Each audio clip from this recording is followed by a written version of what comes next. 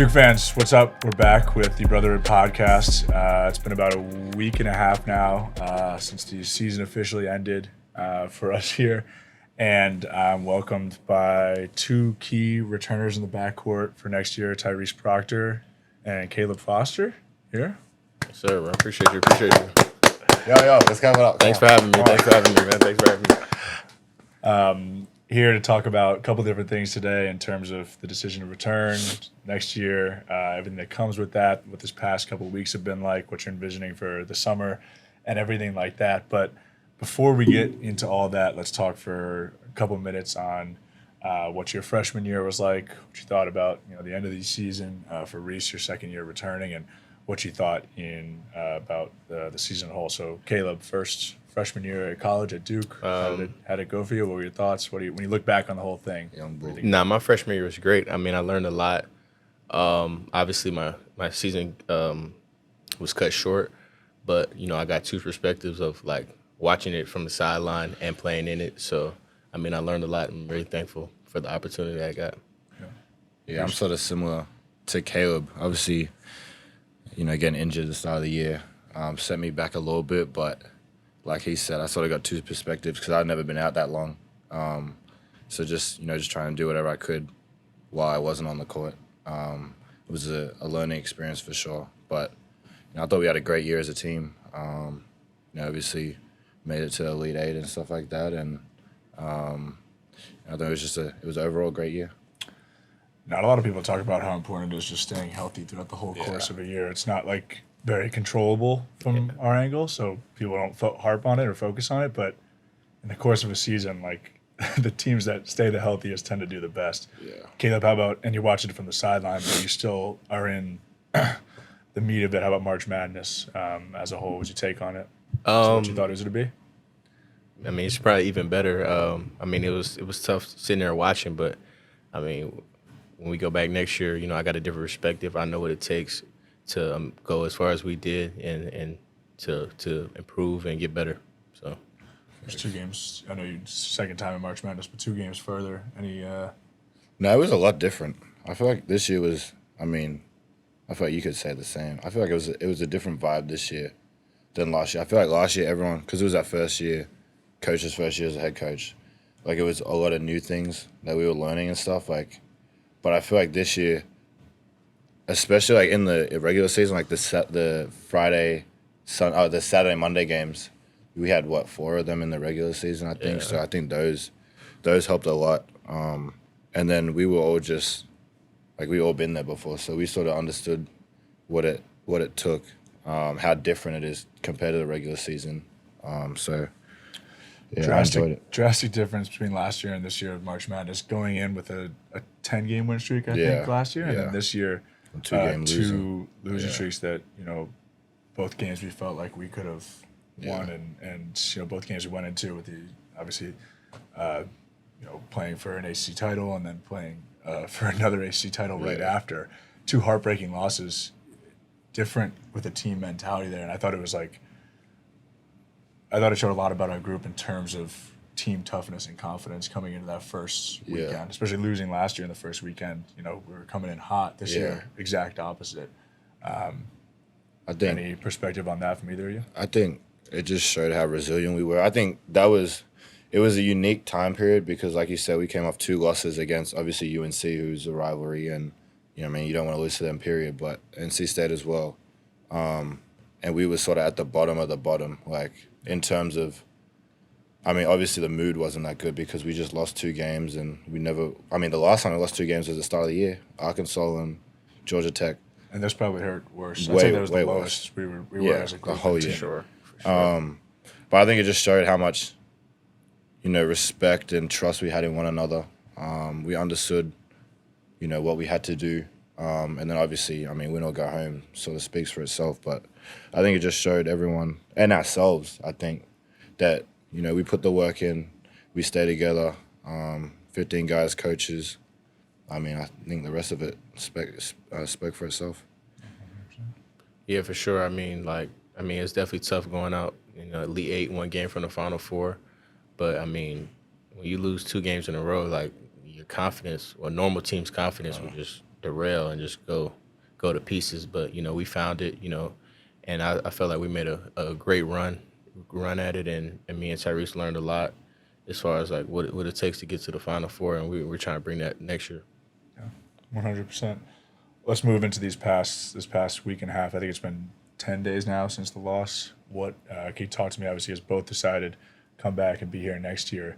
Can you just talk me through what that process looks like, what you're thinking about, who you're talking to, and how you came to the decision? I mean, obviously my 10 days have been different. Some have been like, my whole like couple months. I got surgery. So I'm really just focused on getting back healthy. So you knew you weren't really making a decision. Yeah, I really wasn't making a decision. I was already injured. So my 10 days just been getting to recover, getting back ready to get on the court again. Yeah. And it's been, go ahead, Reese. I mean, mine was sort of similar to last year, just meeting with my circle, my family, agents, coaches, and just talking about, what's best for my future. And, it really just comes down to me, what I feel comfortable with. And I feel like the best decision for me and what I'm most comfortable is coming back for another year and going further than we did last year. And I think it's the right decision, and I'm happy I made it. How do you guys navigate the new world with the transfer portal and NIL? Like when I was younger in college, the season ended, and you had the guys that had to leave because of eligibility, and then you had maybe one or two guys that considered transferring. Now on every single team in America, on every college team, every kid finishes the year and says, you ask the question to yourself, am I leaving, am I staying? Yeah. It's just become the norm. How do you go about that? It's got to affect everybody when you see so many names going to the portal and so much buzz, and with the presence of social media. How does that affect you, and how do you go about that? Me personally, like I'm not really in that, I've chose a school that chose Duke, and I'm 1,000% committed to Duke, and I can't really speak for the others. So like, I can't really see myself playing anywhere else. So I'm a loyal guy. Yeah, facts. I agree.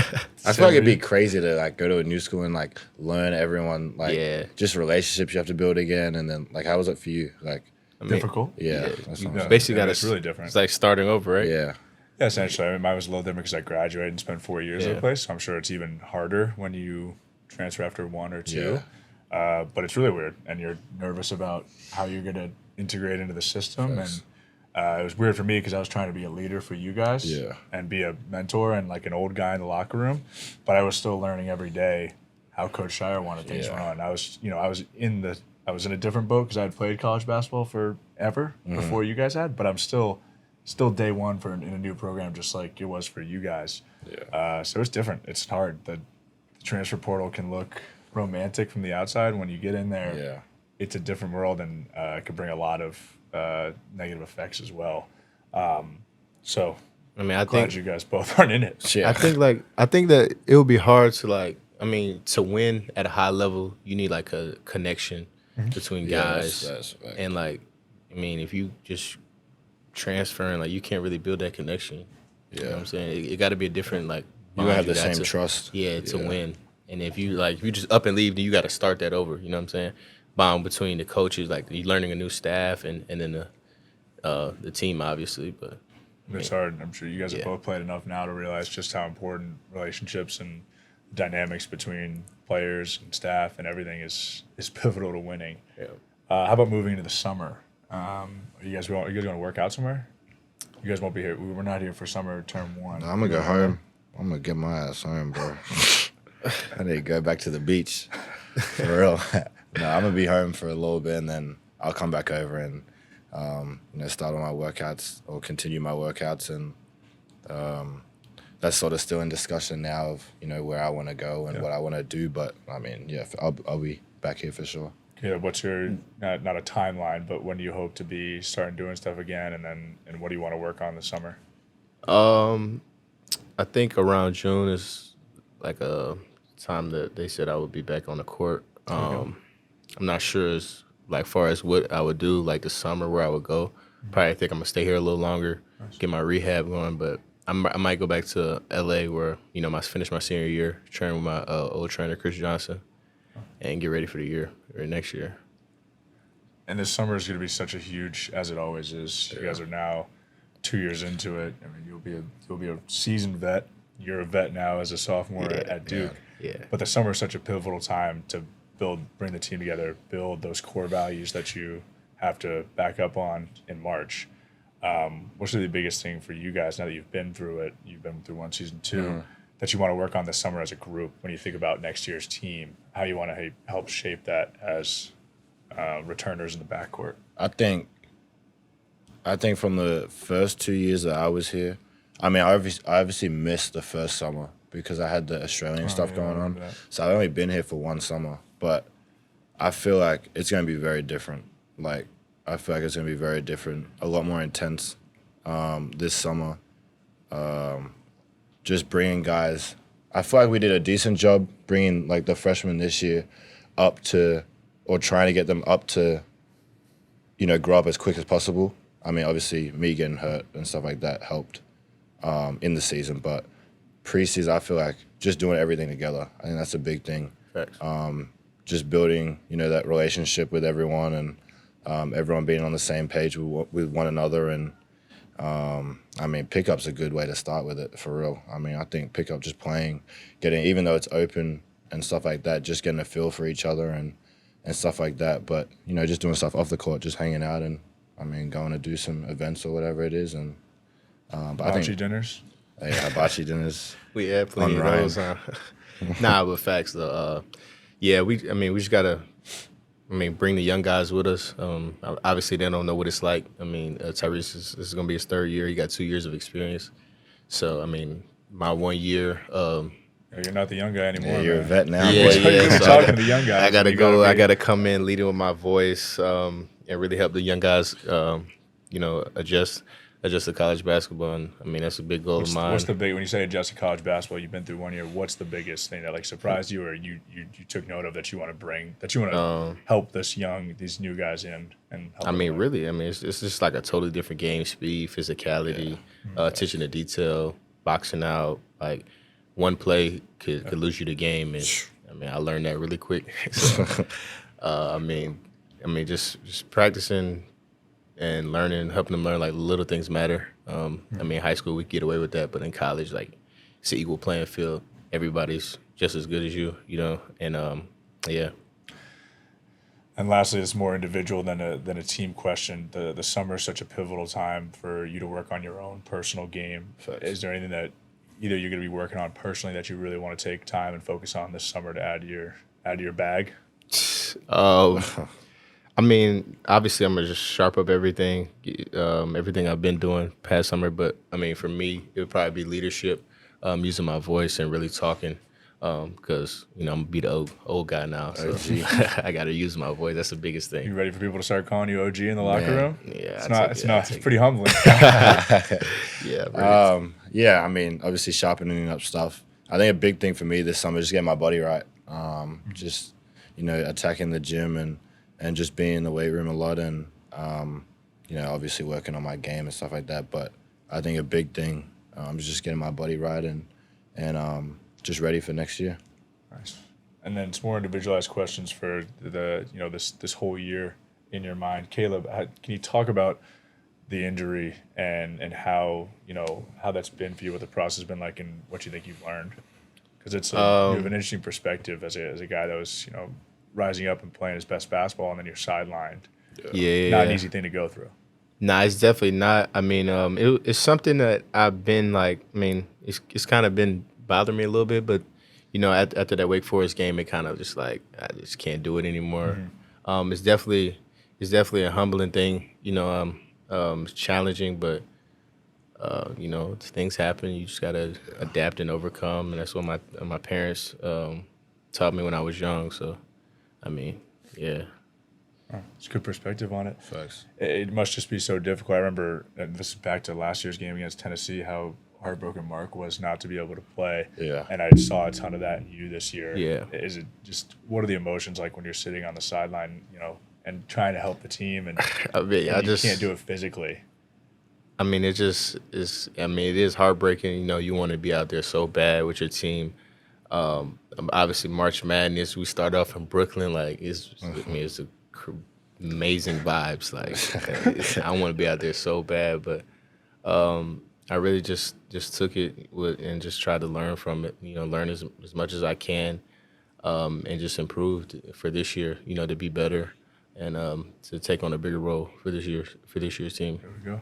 And then 2 quick ones for you, Reese. The first one I wanted to ask about was just the noise and attention you've received since you got here, but these past 2 years, and it's been on a different level. You're just one of those guys that receives so much noise around you, and especially like a decision like this to come back. How do you manage all that? I asked about like the, NIL and portal, but above all that, just you're constantly seeing, I don't envy you guys. You constantly like, your names are in conversations everywhere, whether it's NBA stuff, anything else. How do you try and mitigate all that and stay in your head about it? Or not in your head, but how do you control that? I feel like you're going to get, people are going to talk about you wherever you are. I mean, especially at Duke. I mean, it's Duke. But for me, I think a big thing this year, I just got rid of social media in the season. I was speaking to Jared about it, actually, because I'm pretty sure he did the same thing, didn't he? Yeah. I think Instagram and stuff like that. He might. He kept TikTok or something. Yeah. But you need something. I deleted Twitter in the middle of the year, too. Yeah, Twitter's not that big in Australia. So, really? Yeah, compared to it is over here. But, yeah, X, deleted actually. X, yeah. Deleted X, deleted Instagram. And then, you're going to see stuff. Like, it's just, there's too much social media to not be able to see it. But I think just keep putting in the work and really just not letting it get to you.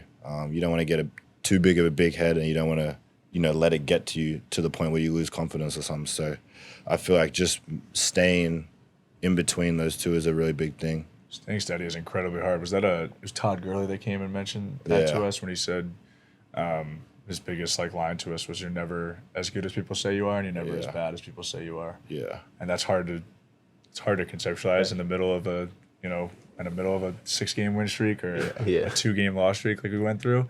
But it's looking back on it, that's the hardest thing to do as a group, but the most important. No, for sure. And individually as well. Last one for you, Reese. You've been here 2 years now, and it's been fun to watch you learn and grow as a teammate. What do you think the biggest thing that you've learned and developed since you've been here? I think leadership is a big one.